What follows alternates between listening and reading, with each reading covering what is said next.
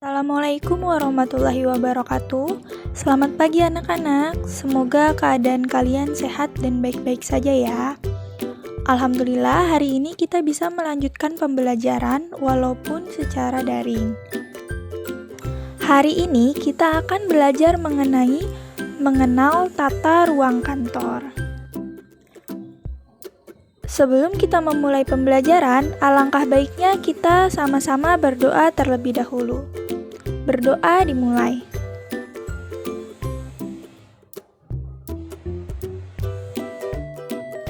Berdoa selesai. Langsung saja.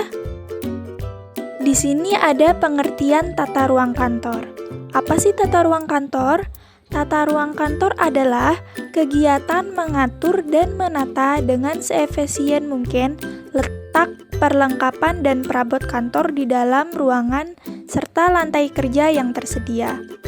Hal ini dilakukan demi menjamin adanya tempat dan keleluasaan kerja yang sebaik-baiknya bagi setiap karyawan. Nah, pertemuan kemarin kita sudah membahas mengenai peralatan, perlengkapan, dan perabot kantor. Di sini, pembelajaran hari ini mengenai tata ruang kantor, yaitu penataan letak-letak peralatan, perlengkapan, dan perabot kantor seefisien mungkin dengan letak yang strategis. Selanjutnya, di sini ada tujuan akhir dari tata ruang kantor. Yang pertama, guna memperlancar komunikasi. Yang kedua, mempermudah komunikasi dan pengawasan. Yang ketiga, melakukan peningkatan efisiensi kerja. Nah, tata ruang kantor yang ditata dengan rapi dan baik gunanya untuk mempermudah komunikasi antar karyawan dan memudahkan bagi pengawas untuk melihat dan memperhatikan karyawan dalam bekerja. Serta jika tata ruang kantor dapat tertata dengan baik, akan meningkatkan efisiensi atau produktivitas karyawan dalam bekerja. Oke, selanjutnya di sini ada tujuan dari tata ruang kantor. Ada beberapa tujuan, antara lain untuk terciptanya kemudahan arus komunikasi dan arus kerja karyawan. Selanjutnya, setiap karyawan diberikan kondisi kerja yang baik. Dan untuk memudahkan manajer dalam hal pengawasan. Selanjutnya, adanya keleluasaan karyawan dalam bekerja dan seluruh ruangan dapat digunakan dengan baik. Dan adanya pemisah ruangan yang menimbulkan kebisingan dan kegaduhan. Dan terciptanya suatu keadaan organisasi yang baik di hadapan tamu dan relasi. Selanjutnya, jarak terpendek dapat ditempuh dalam melaksanakan pekerjaan. Sehingga dapat disimpulkan bahwa tujuan tata ruang kantor tidak hanya memudahkan arus komunikasi antar karyawan, namun dapat memudahkan bagi pimpinan atau manajer melakukan pengawasan pekerjaan terhadap karyawan, serta memberikan kondisi kerja yang baik bagi karyawan dan memberikan impact atau dampak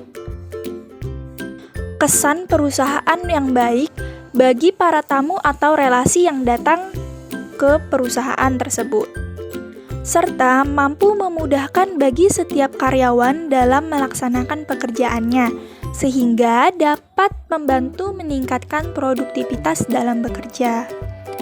Oke, selanjutnya di sini ada manfaat tata ruang kantor.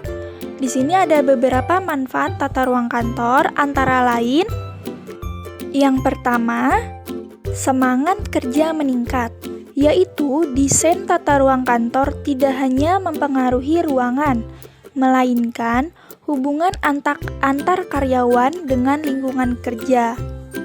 Selanjutnya, keberhasilan bisnis. Pekerjaan yang dilakukan secara tim atau bekerja sama dan membantu mempermudah hubungan antar bisnis. Selanjutnya, produktivitas kerja meningkat, yaitu membantu mempermudah pekerjaan menjadi lebih efektif dan efisien. Selanjutnya, adanya pengelolaan perubahan. yaitu perubahan tata ruang kantor dapat mempengaruhi suatu tekanan dan hambatan dalam bekerja dengan situasi kerja yang nyaman. Selanjutnya, pengawasan dapat difasilitasi, yaitu pengawasan dan komunikasi antar atasan dengan bawahan dapat ditangani dengan mudah. Selanjutnya, efektif penggunaan peralatan, yaitu mampu memfasilitasi setiap ruangan dengan peralatan kantor yang sesuai dan efektif mempermudah pekerjaan. Selanjutnya, di sini ada kebutuhan organisasi dalam tata ruang kantor. Tata letak suatu organisasi dipengaruhi oleh struktur organisasi sebuah kantor. Ada beberapa syarat yang perlu diperhatikan dalam pengaturan tata ruang kantor yang baik, yaitu sebagai berikut. Yang pertama, dalam melaksanakan pekerjaannya, proses pekerjaan kantor harus menempuh jarak sependek mungkin. Yang kedua, rangkaian aktivitas tata usaha harus dapat mengalir lancar. Yang ketiga, segenap ruangan harus dipergunakan secara efektif dan efisien. Yang keempat, kesehatan dan kepuasan kerja pegawai terpelihara dengan baik. Yang kelima, adanya pengawasan terhadap pekerjaan. Yang keenam, mendapatkan kesan baik dari pihak luar. Yang ketujuh, penyusunan tempat kerja dapat diubah sewaktu-waktu. Oke, selanjutnya di sini ada asas tata ruang kantor. Tata ruang kantor terbagi menjadi beberapa asas. Asas yang pertama yaitu asas jarak terpendek, yaitu suatu pengaturan ruang yang memungkinkan proses penyelesaian pekerjaan menempuh jarak sependek mungkin dan mencegah penghamburan tenaga atau waktu kerja. Atau dapat dijelaskan bahwa misalnya suatu karyawan bekerja menggunakan peralatan tertentu dan letak meja karyawan bekerja dengan peralatan yang dibutuhkan untuk menunjang pekerjaannya, letaknya itu strategis, tidak jauh, dan jaraknya itu pendek, jadi memudahkan karyawan untuk mengaksesnya dan dapat menghemat waktu dalam bekerja.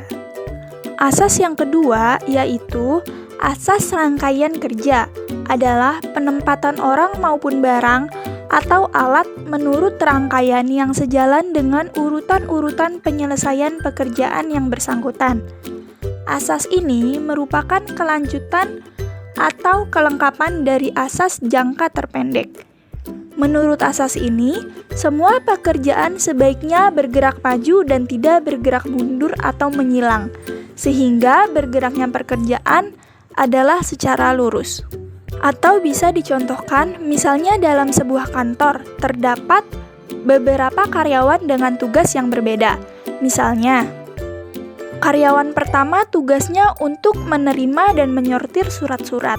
Selanjutnya, surat tersebut akan dilakukan proses pengarsipan, sehingga karyawan pertama harus berdekatan posisinya dengan karyawan kedua, yaitu bagian pengarsipan, agar proses terjadinya pekerjaan berjalan secara maju, yaitu lurus, sehingga dapat meminimalisir adanya kesalahan dan memudahkan dalam pengerjaan serta membutuhkan waktu seefisien mungkin.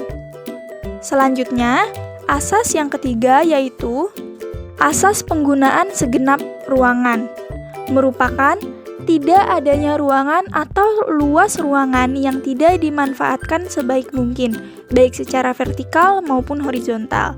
Dapat dijelaskan bahwa asas ini menggunakan semua ruangan secara efektif dan seefisien mungkin. Tidak ada ruangan yang tersisa dan tidak berguna begitu saja. Jadi semua ruangan dimanfaatkan dengan baik. Selanjutnya, yang terakhir itu ada asas perubahan susunan tempat kerja. Di sini adalah ruangan yang dapat diatur atau diubah setiap saat merupakan ruangan yang baik, dikarenakan kemungkinan pemanfaatan ruangan lain pada waktu-waktu tertentu, serta kemungkinan perkembangan dan perluasan di kemudian hari. Jadi, pada asas ini yaitu semua ruangan tempat kerja tidak dijadikan secara permanen tata letaknya, yaitu tata letaknya bisa diubah-ubah sewaktu-waktu sesuai dengan kebutuhan atau keperluan perusahaan tersebut. Karena semakin berkembangnya zaman, desain tata ruang kantor dapat berkembang ataupun berubah. Jadi, sewaktu-waktu tempat kerja bisa diubah agar tidak ketinggalan zaman. Oke, kita lanjut. Selanjutnya di sini ada macam-macam tata ruang kantor. Di sini ada tata ruang kantor tertutup, tata ruang kantor terbuka, dan tata ruang kantor berhias atau berpanorama. Dapat dijelaskan sebagai berikut. Tata ruang kantor tertutup adalah ruang kantor yang bekerja dibagi atau dipisah dalam kamar-kamar kerja. Di sini ada contohnya gambar tata ruang kantor tertutup. Selanjutnya ada keuntungan dan kelemahan dari tata ruang kantor tertutup. Yang pertama itu keuntungan ruang kerja tertutup, yaitu agar lebih terjaminnya konsentrasi kerja, lebih terlindunginya pekerjaan yang bersifat rahasia, adanya penambahan kewibawaan atas status atau jabatan tertentu, dan menghindari terjadinya kebocoran informasi penting dalam bekerja. Sedangkan kelemahan ruang kerja tertutup yaitu tidak lancarnya komunikasi langsung antar karyawan, memerlukan biaya yang lebih besar untuk memelihara ruangan, pencahayaan, suhu, dan peralatan lainnya. Selanjutnya, terjadinya pemakaian ruangan yang kurang leluasa jika adanya perubahan dan perkembangan dari organisasi. Oke, tata ruang kantor selanjutnya yaitu tata ruang kantor terbuka. Tata ruang kantor terbuka adalah penataan ruangan besar untuk bekerja yang ditempati oleh beberapa karyawan yang bekerja bersama-sama di ruangan tertentu tanpa adanya pemisah atau pembatas. Di situ juga ada gambar contoh tata ruang kantor terbuka. Oke, selanjutnya keuntungan dan kelemahan tata ruang kantor terbuka. Di sini ada keuntungannya. Yang pertama itu pengawasan akan lebih mudah dilakukan. Yang kedua, memudahkan dalam koordinasi dan komunikasi antar karyawan. Yang ketiga, penggunaan penerangan, suhu, dan peralatan akan lebih hemat.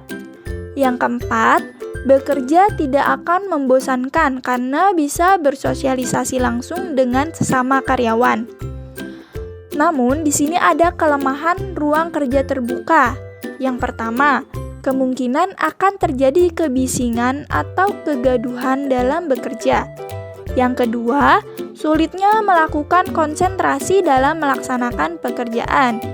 Yang ketiga, sulit mengerjakan pekerjaan yang bersifat rahasia atau penting. Yang keempat, memungkinkan terjadinya kebocoran informasi penting. Oke, kita lanjutkan. Di sini yang terakhir adalah tata ruang kantor berhias atau berpanorama. Adalah ruangan untuk bekerja yang dihiasi oleh taman atau dekorasi sedemikian rupa untuk menciptakan kesan ruangan yang nyaman dan menarik. Di sini ada contoh tata ruang kantor berpanorama. Selanjutnya, ada pula keuntungan dan kelemahan dari tata ruang kantor berhias atau berpanorama.